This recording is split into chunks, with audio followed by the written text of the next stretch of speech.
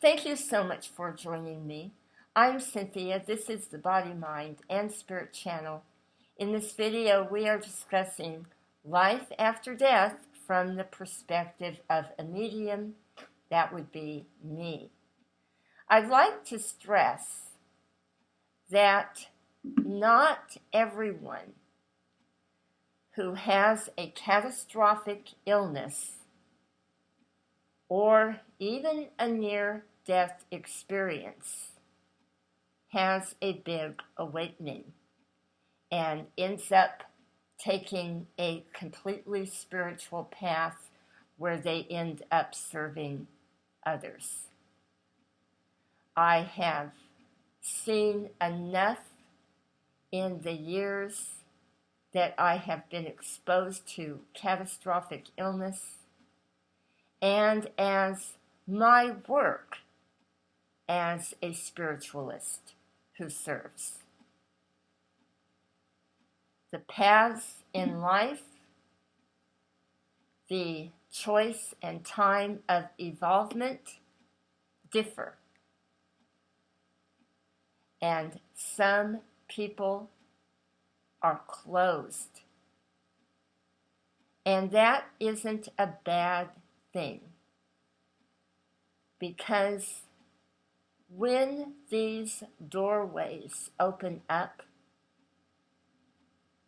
we are responsible for how we handle the information we are being given.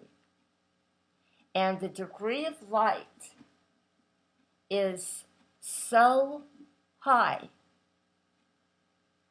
when you look at the process of evolvement that if we were to do this all at once, we would simply fry the brain. And this has happened to many people. And that's when it becomes spiritually dangerous. So I want to make this very, very clear as we venture onto this topic. It also isn't my intention to theologically debate with anyone, as we do have our individual path and purpose in life. And I think it's very important that we respect the paths of others without condemnation and ridicule. In my own experience of life after death, it began long before I ever had a serious catastrophic illness. In my early 20s, I began to have experiences in my dream state. I would find myself on a beautiful beach. I could feel the air, the sun. It was very tropical. It was unlike anything I had ever experienced. And I grew up in California. My family even had a boat. And I had never experienced anything like this beautiful beach. There was a pier, and I would walk onto the pier towards a boat. And the closer I got, I could see that it was filled with elderly people. And when I was up very close looking at them, I could see and feel the love that was emanating from them. Kindness, joy. And I wanted so much to get in that boat and go where they were going. But I wasn't permitted to do this.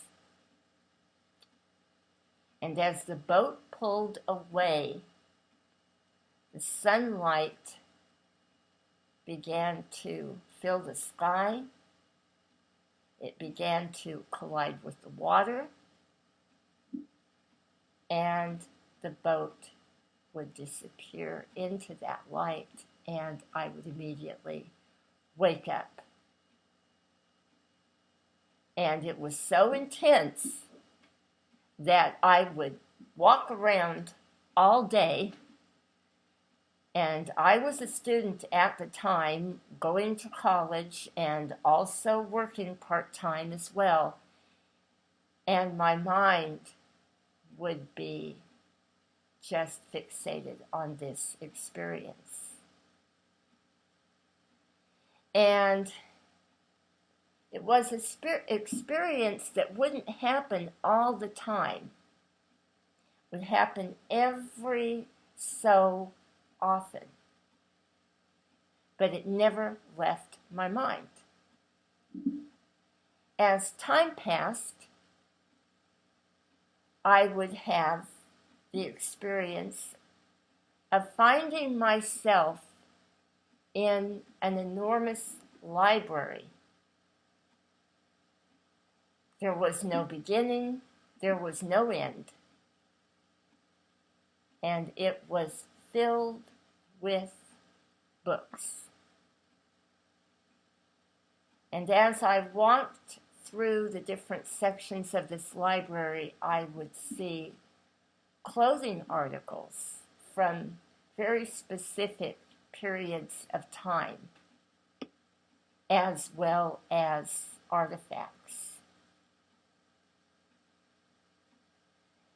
And when I came out of that experience, I knew that there was something that I was reviewing that had to do with past lives. And at that time, I had begun to study with my teacher. And she was, and is, because I still study with her, an incredible human being.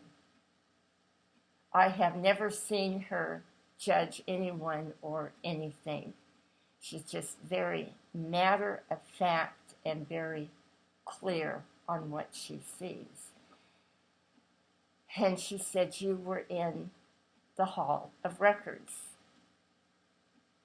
And she said, "I believe that you are going to be given access to the Akashic Records at some point in your life when you begin to work with other people. And you will be given this knowledge as you need to have it. And you are also experiencing how some people make their transition." And that was the people on the boat. But she told me that the Hall of Records was definitely a place where we go when it is time to review our life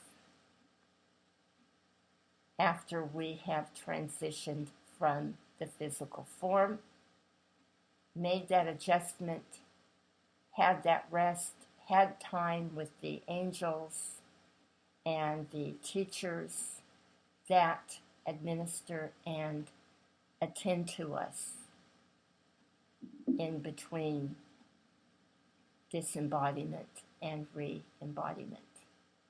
Made perfect sense to me, because I have never believed that we go straight to heaven upon death.